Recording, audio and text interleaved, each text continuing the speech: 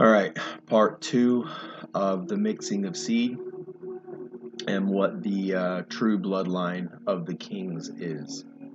So in part one, we covered that the RH, right, is from the rhesus macaque, which is an ape ancestor, right, which is where the Darwinism comes from, where they're saying the evolution of man. Well, um, that was obstructed, right, by one of the fallen, Enki, and tampering with human DNA to essentially make them a little smarter because they looked similar, right, to mankind, but they were an ape species, a hominoid.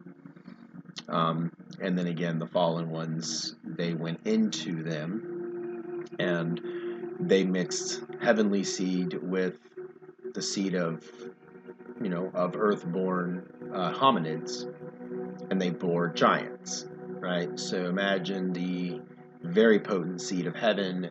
They fell.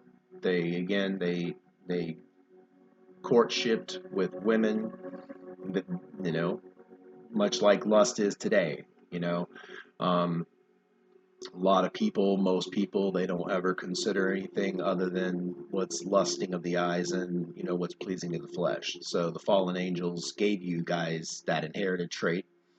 And then again, due to the blockage of the blood, right, the salvation blood of Yeshua was spilled to not only provide a actual pathway for those individuals to, become a part of the heavenly realms, um, but again, it's in layers. So much like in Judaism, when they're talking about, through the line of David, well, if you were to go back and you were to look at all of the kings or queens that either were or should have been, it's not actually talking about a family lineage in the fact that a lot of people look at it, in that light. It's actually talking about the promise of the heavenly seed once again becoming triumphant upon the earth versus the heavenly seed is outnumbered 20,000, more than that, right? Millions to one. So that is again the adversary, right? It's by their breeding program to essentially fulfill the world with a bunch of dumb slave humans that are easily distracted by material. They're easily led astray because they have no actual connection to the divine will or the divine mandates that are genetically ingrained into the negative DNA. Because again, there is no rhesus gene, so there's actually zero linkage to ape ancestors with the Rh negative O group. And so when people are discussing like the line of David, right, that's a fallacy because what it's actually speaking about on a higher level is that O negative seed. So hopefully that answers that question. Now I would like to kind of recanvass this in a different light. That does not mean that those of a positive bloodline necessarily are inherently dumb, right? No dumber than anyone else is kind of my point. It's been watered down so much. If we did an experiment and we took one glass of gasoline and one glass of water, right? The gasoline representing the O negative blood directly down from the divine line, right? It's fire, right? It's really potent, really strong. Versus the water, is not going to be able to have any kind of chemical alteration. Well, if you were to take just the glass of gas and just the glass of water, and then you mixed water in the gas is no longer flammable. It's been watered down. So, in a literal sense, when you have that cross mating, in the very early years, right, that line was powerful enough to survive in the wombs of positive blooded females. So it was the male line that was carrying the negative. And a lot of times, right, the mothers would die giving birth to these giants, um, right, sons of God or sons of old, right, these men of renown. So that is your O negative seed. And then again, as time has progressed, right, and the adversary has continued on the defilement, well, then the line has gotten weaker and weaker and weaker, and then muddied to the point where it's indistinguishable between one from another. So makes the job for me a lot harder, because it's not like I can just put the line down the middle and slough away one side and then accept the other side. Doesn't work that way. But either way, it doesn't necessarily alter a natural person's path, because all should be willing to accept the blood covenant and the salvation that is offered through me, Yahweh, right? But then also having that understanding of knowing thyself. So then if you are an RH negative O and you're listening to this, then you need to do some inner work, some inner reflection. And if you haven't tapped into those, then now would be a great time to start. What does the future look like for you in New Earth or in New Heaven? What does that look like to someone with the OH negative blood versus an RH positive blood? Well, the two walks could end up looking identical with zero change from one to another, right? Because just like in all things, just because you have the O negative, that gives your hardware. So that would be like having, let's say, where you talk about phones, right? You have iPhone versus Android. So let's say the iPhone, right? It is only compatible with Apple software, Apple programs, things like that. And then the Android is only compatible with the Android stuff. Well, could both users access the internet? Yes. Could both users record themselves, take pictures? Yes. Can essentially both users do the same thing with the hardware as the other? Yes. So that's my point, is even though it may be split down here, if you've taken upon the path of salvation, right, you're read, understood, and accepted the blood covenant of Yeshua. If you've also accepted, me as the creator, as Father, right, the fathering spirit of all, and then my coming now, right, as a king, as God on earth, Elohim, in the house of Yahweh, under my true name, YAHWEH, right? That is also a reignition of the holy bloodline that will not only carries through me, but also carries through my sons. Now, when you're talking about the early times, so let's say 10th century AD, right? So 900-ish AD up through the Middle Ages. So a lot of the kings and queens that were already in positions of royal hierarchy, they knew this already. So these were what was at that time considered to be kind of the dirty little secrets of the royals. And then what happened is the population actually dwindled even more. So then the royals, instead of breeding, right, with other royals, other blue bloods, O negatives, they begin to go outside of the family. So then they begin to bring in the uninherited traits that are against the holiness. So then you have the positive bloodlines. They don't think the same. They don't act the same. They don't possess the same potential or the power. They don't have the connection. So essentially, they're the bee that's out of place. But due to the blinding of Satan, right? It's trying to convince everyone that everyone's a god. Okay, well, what usefulness is that terminology that you would apply to yourself if you actually have no power?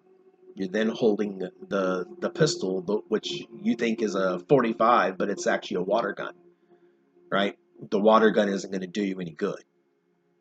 Just like being an RH positive individual is going to do you no good trying to lead a heavenly army, such as I, would do you no good in trying to ascend others that you can. But not only that, right, just because you have the hardware, you would also have to have the software. I'm the only one that has the software. Cameron has the software. Asher has a software. Now, I do know the other gods upon the earth. I know their location. and the gods of old. I know what spirits inhabit where. It's not that great of a deal for me to, go and call them out. They call themselves out all the time. If you had eyes to see and ears to hear, you'll know who they are. But they're also the ones that are incapable of possessing the name of the Holy One, YAHWEH, Yahweh. Because, again, like, imagine a dog is to a cat and a cat is to a dog, right? It's two different operating platforms. It's two different bodily structures. Even though they have four legs, two eyes, a mouth, a tongue, and whiskers, and a tail, a dog and a cat couldn't be further apart. So the same thing goes for your Rh negative O group, right? They are the dog, and then you have your Rh positive blood groups, which make up the 97%, right? That's your cat group. So, point I'm trying to make is when the Israelites or the Jewish people get hung up on having some direct bloodline to David, a Davidic bloodline, they don't even know what they're talking about, right? Because more than likely, 99% of the time, you're actually going to be hearing that crap from Rh positives anyway. The only understanding of heaven, of the realms, of anything that they can possess is what they can read, memorize, and parrot back. But their full understanding is still lacking. So even things they say, they may only possess the ability to truly comprehend what it means within the 5 to 15% range. Versus your O negatives, they're going to have a reverse. They're going to be able to pull information directly from the realms versus what's in a book. They're going to be able to transverse the realms and find truth as it is sitting in heaven and treasure. Right? Your Rh positives are physically unable to do that. It doesn't matter how clean or how spiritual they are. They're never going to be able to ascend that way by their own admission, which is why the big problem right now I'm having and kind of where I'm going down this lane is there are a lot of ORH negative people, not a lot of them, but the ones that are in the public eye, or let's say YouTube is the public eye, but they are leading masses of positive bloodliners away from the truth of their own salvation. Because it would be very much like if I had an iPhone, but all my audience has Android.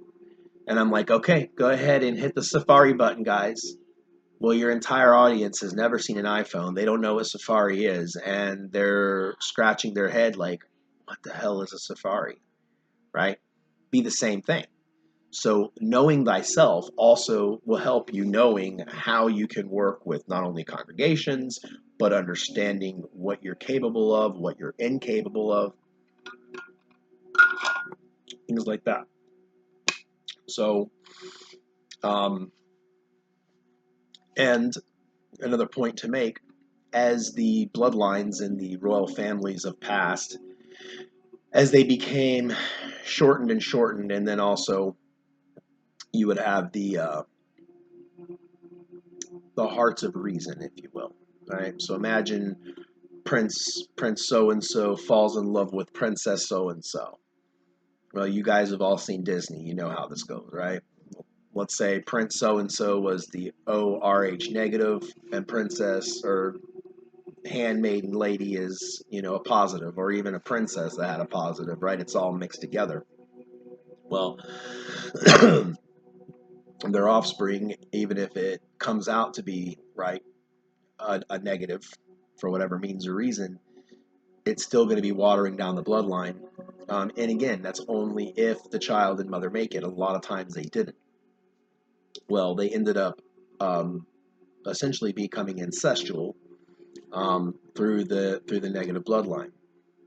So you don't want to have that close a relationship. So you definitely would not want to marry anybody in your current family, or like first or second cousins type of thing. That'd be too close to a genetic inheritance that it could actually cause pretty much a mutation of genomes, right? So your X and Y chromosomes could then be mutated, and then you come out to be like, there's a lot of them, like the King of France, right? He had this massive forehead, like just different things that happen with these guys.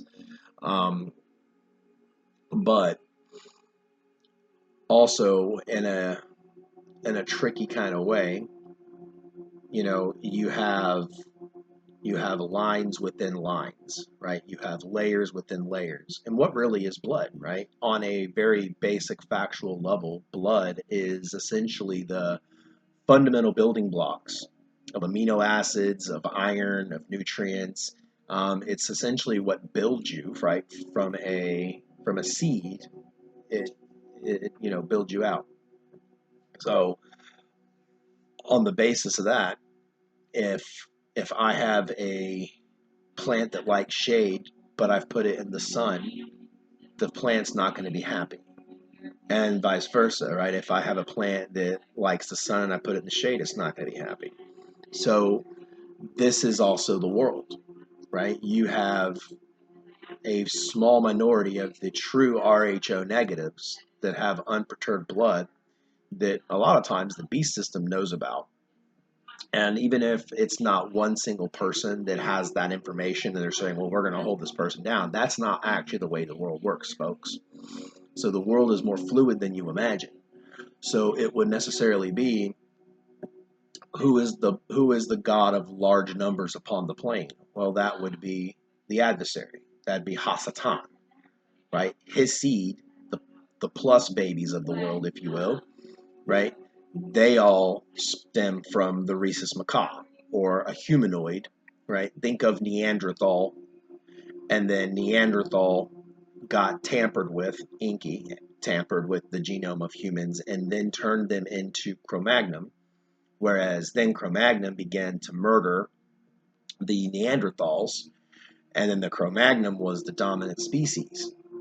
Well, the Cro-Magnons, right, they were created by the adversary. Well, then having essentially a planet filled with a slave race and no leaders and not the biological hardware to possess the powers of heaven, to be able to connect with the realms, to be able to, you know, have visions of God, or be a god themselves, or be a high priest, or what have you. So that's when heaven decided to send down the sons of Seth, right? So then you have the sons of Seth who are directly carrying that royal bloodline. And then you have the sons of Seth, right? Some of them came out to be good, some of them came out to be not so good, but the line between true good and true evil becomes blurred when you're discussing this, because if we gave a cockroach a soul, well, the cockroach now has left the threshold of what makes it a cockroach. So now it requires a certain type of treatment that a sentient being receives, but was not supposed to receive. Just because the cockroach is stinky, it's filthy, it's absolute abomination, you know, and it may look like a palmetto bug that's actually beneficial, but at the end of the day, it's still a cockroach. This is where we're at. So how does one manage a race? 97% of them are of the cockroach gene pool, and they can't do anything about it. And again, it doesn't necessarily make them like it's not so hard and fast as humanity would like it. Because I know as soon as this video concludes, there's going to be assholes that want to weaponize it, and then they're going to have, Yah said this, Yah said that, and it's going to be taken the wrong way. But oh well, at this point, I really don't care. Like I said, we're not really winning hearts and minds. We're not moving the needle on anything.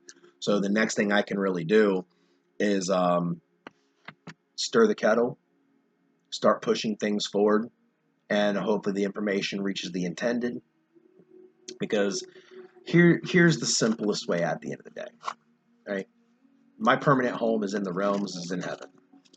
I'm secured with my elect, my chosen, and my personal heavenly family. I have enough to move on to the next age, and I have all the reasons I need to completely do the reset, and so on and so forth. And for most people upon the earth, that just means EOL. And, it is pretty much what it is. Those that, do have a need for legit salvation, we're working with those, and I definitely would not forsake any of them. So it's not like something to, give up hope on or anything like that. It's just understanding the fall, understanding the sin, and understanding that all that impurity remains in the positive bloodline. Um, and then those again, if you're in the negative category, right? Understand yourself. Are you full of all these gifts and abilities, but you're a douchebag, right? You should really consider these things.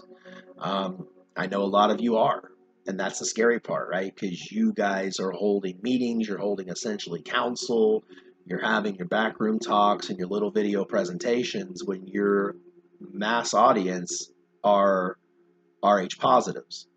So you are doing what the fallen angels did. You are teaching humans, regular humans of the macaw, right? The tampered being.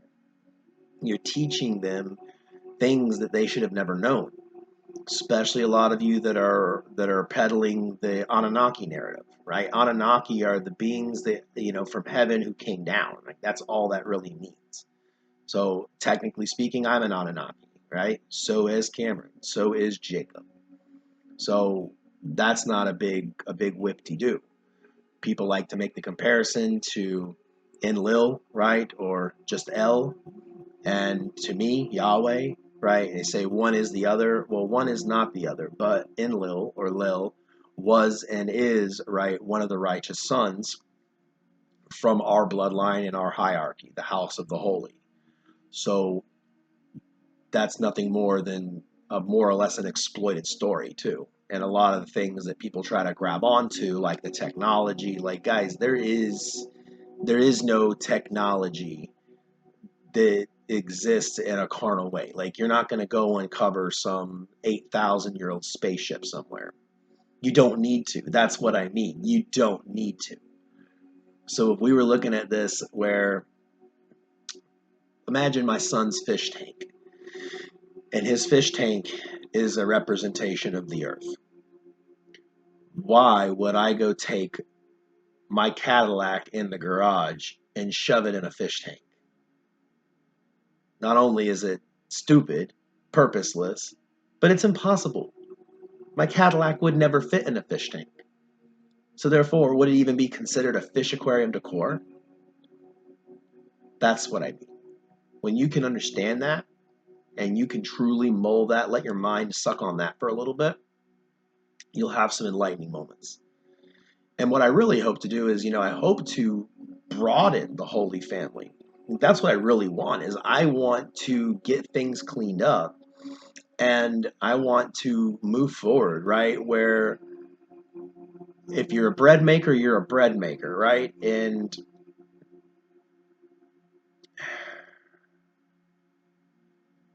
just want everybody to be in their proper places. That's my wish. That's my desire. Everybody be in their proper place because if the bee, I'm going to go back to the bee for a minute. So remember, you have the worker bee. The worker bee is only happy when he is flying. The more he flies in a day, the more fulfilled he is.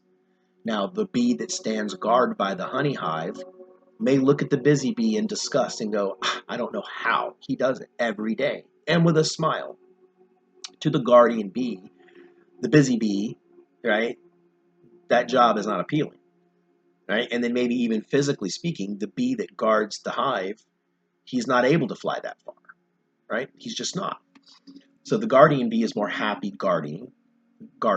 The busy bee is happy out collecting pollen, right? And then you have the nesting bees, right? They're not good at neither guarding or out flying, doing the busy work, collecting pollen.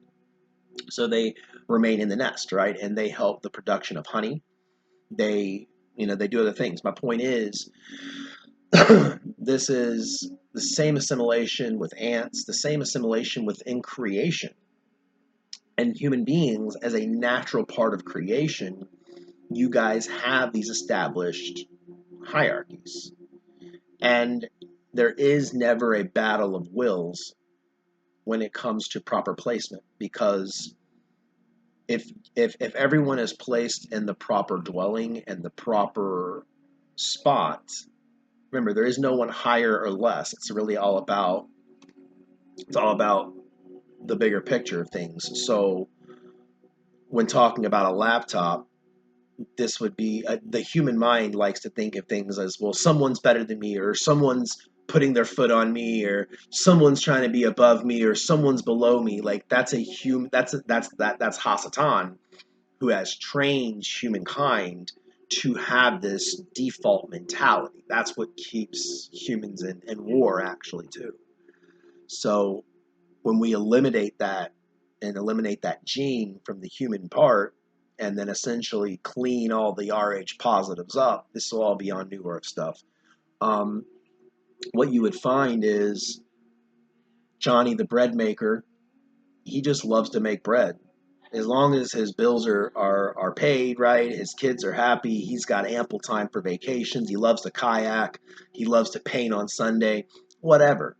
Right? As long as Johnny the bread maker is not held back by financial means or any other, like health issues, if he's just a perfectly healthy bread maker, he's doing what he loves to do, right? The gentleman literally just loves to bake cakes. He loves running his bakery shop.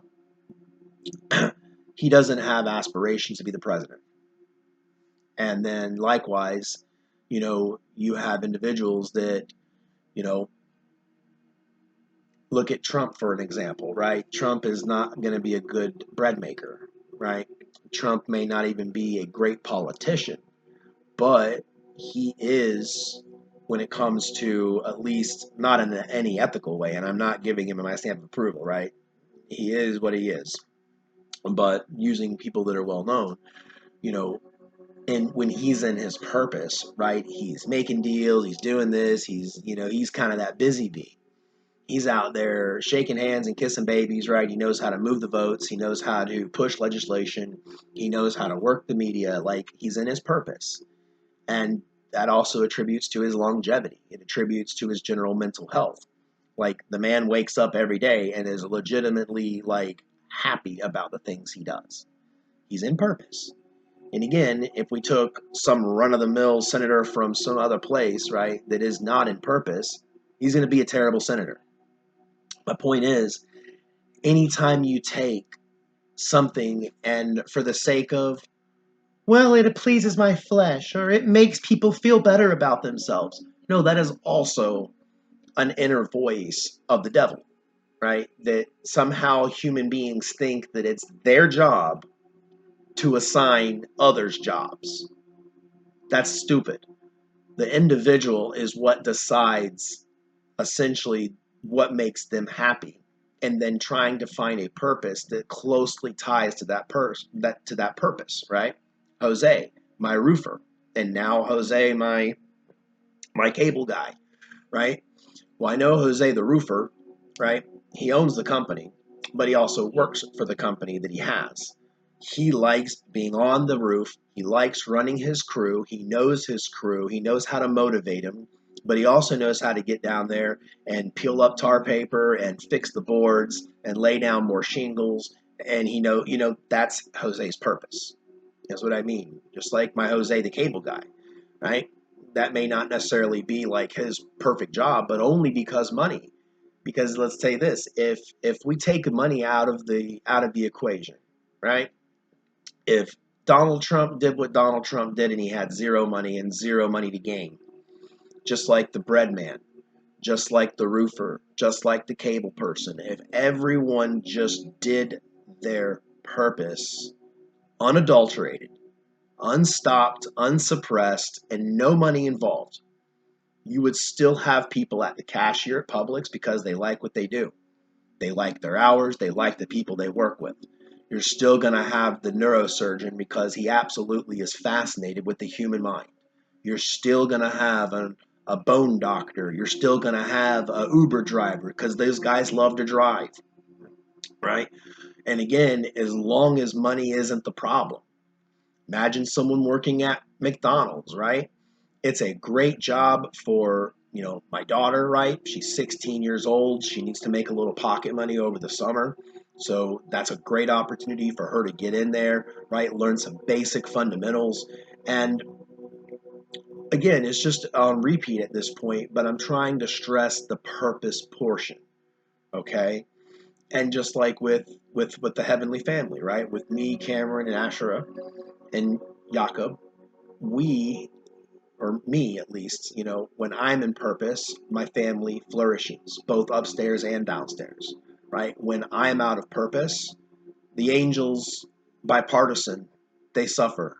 And then there is, tumult in heaven because I'm out of purpose. But again, the only factor in anything in the world, right, is money, land, and power. Remove the money, remove the land, remove the power, and if everybody is on purpose, then you're not going to have conflict like you do. It wouldn't exist because you would essentially have your purpose, your personal purpose, and then you would have your purpose with my kingdom. Which, if you were circumcised at birth, if you're raised in knowing me, you know your Bible, you know your beginning, you know your end. It's just a matter of fact thing. So you do not have the fear that is gripping the world at every corner, right? And then you don't have this mass delusion because remember, if you take away that money portion, your fraudsters are going to stop. Your, fake messiahs will stop. All of the false teachers and preachers will stop because remember, if your pastor A who's doing it because they're collecting a big paycheck and maybe they're charismatic and maybe they can speak well or they got a good memory, they can repeat chapters of the Bible, make people feel good, whatever, right? He has a nice haircut. Who the hell knows? But take any of that out, take the money out, big part, the power out, the prestige out and all that stuff, and you're left with this is a person who has a genuine passion for God and the Word of God. Okay, well, that would be a good person to be leading a congregation, then, right? This person you would look at and say, he's righteous. He knows, he knows me, he knows God, and his heart would pursue that and ensure that his flocks are always getting the updated information from me, that the flocks are being cared for. Like he's the man for the job because that's where his heart's at. But I can tell you right now, what is one of the biggest indicating factors that we have massive issues? And I mean, I'll tell you,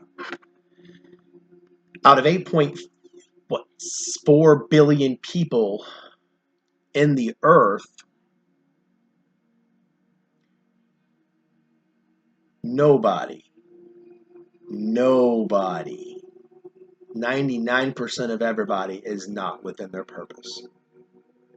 And that's because the devil, Hasatan, has literally made it man's purpose to get essentially fictitious money, to peddle bills around, to give man one really big game, one really big carnival of distraction, one really big waste of time, and then using money to literally have that authority because people would scoff and go, I would. And that's another thing, right? When you actually catch yourself in mid-breath, what you're really saying is you're letting your jealousy rise up because you're feeling inadequate about something. That also tells me you're not in purpose. If you were in purpose, you don't care about what everybody else is doing. You care about your purpose, you care about your God, you care about your afterlife, you care about your children, you care about raising those children righteous and to help them find a purpose. These are the things that you should be doing, right? Versus the things that people go, I gotta find a job because I gotta make money. I've gotta eat. I gotta wipe my ass. Like, I've gotta have a job. Oh, I'm gonna take this job and it sucks. Oh, well, now you're living life. Oh, now you've had abominable kids, right? Now you're working a job you hate. You got abominable kids. Everything's completely out of order and out of whack, and you wonder why your life is a disaster. If things would have been the way they were intended, nobody's life would be a disaster. Nobody would be unfulfilled. Nobody would be homeless. Because again, if you're in purpose and there is no money to worry about, when someone has a kid and you're a righteous family, well, all right, I know my kid's going to need a house at some point. So as a father, I've planned these things. As other fathers would plan the same. That's what I mean. So the way society is ran today, you've got television ads, money, money, money, money, money. That's the separator between the haves and the have-nots. Who gets the big house? Who gets ramen noodles? That's the only thing. It's literally pieces of paper. So that's the great news about me is I do not judge people based on money. I do not judge people based on your material bullshit. I judge you based on your heart and mind. And that's why blessed is the poor. Because those that have money on the mind and they have fictitious things like the Donkey Kong tokens, right? You bust your ass so much in the game of Donkey Kong, you're getting every token. And guess what? When the game console's turned off, what are those tokens good for? When you end up in my realm, if you end up in my realm, in my heaven, what are you going to tell me? You're proud of your 70 hours a week? And I say, what good did that do for me? What good did that do for your God? What good did any of it do? Versus, the person who says, yeah, I didn't make much. My job wasn't the highlight of my life, but it was, I was a pillar in my community. I couldn't do much, but I repaired refrigerators and I was nice to everybody who I could be, but I was righteous. I didn't let evilness or sin derail me. I had little, but I made it go very far. I look at that person and say, well, damn, if I would have given you this much, how much more good would you have done? Right? So, last part here is, I definitely don't want the message to be misconstrued, and I definitely think it's kind of funny, right? So you have the Jews that are hung up on a Davidic bloodline, and again, that's not even what reality is the O negative holy bloodline. They'll never accept it. But at the same time, Israel, in real time, may not even stand to see a season. So that's going to be determined to see how upset I can get. Then you have the Gentiles, right? Well, with almost 100%, they are all in the Christian beast system. They are all under the positive bloodlines. They don't possess the ability to be in the holy family, to speak the holy names. For their sake, they've had to not only abominize the name multiple times to multiple generations. It is an offense to me that is unforgivable, and I'm not going to be forgiving it. But it's again, my point is the Gentiles. I'm about to write them off, is what I mean. They're absolutely useless to me. The heathens, again, they're born, they sin, they screw, they die. There's no hope there. One of the weirdest communities that actually have some hope are the damn alien communities. The ancient alien people are probably one of my biggest rallying groups, and they actually try to be more, they try to be defamers than anything, right? They make these videos about Yahweh is this, Yahweh is that. They're stretching a lot of it, but at least I see them interested. At least I see them making productions. I see them, they're reaching for truth, and they're doing it fearlessly. And you know what? For that, I appreciate it.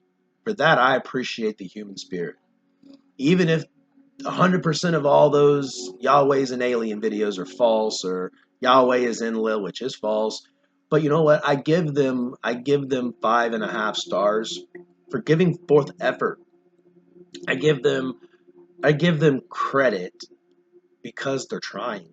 They're trying to understand things the best of their knowledge, and they're fearlessly, trying to put it out there.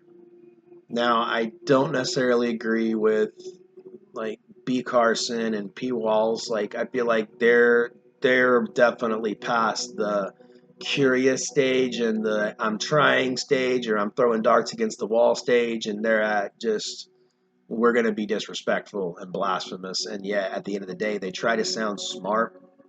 They truly just, they don't possess enough of not only the historical background of the way things are, but into the layers, right? Because I get it. Paul Walsh, I never would have thought that the Old Testament God would have done that to Sodom and Gomorrah. I would have thought cheerful Yahweh would have came down there and told them, hey, I'm about to blow you up.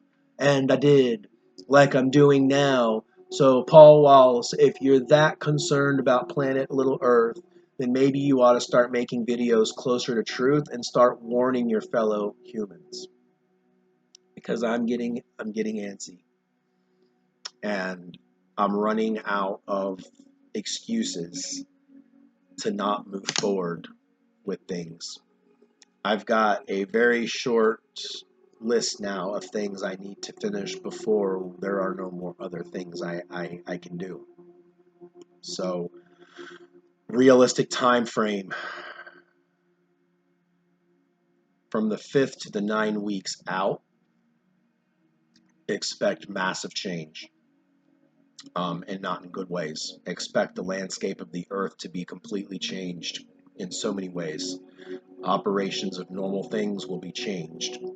And I urge you, if you've gotten this far through the video, I urge you, all who are seeking heaven, you're seeking my face, you need to know all of it. You should have been following from the Facebook days, and even if you don't know, I'm going to tell you now.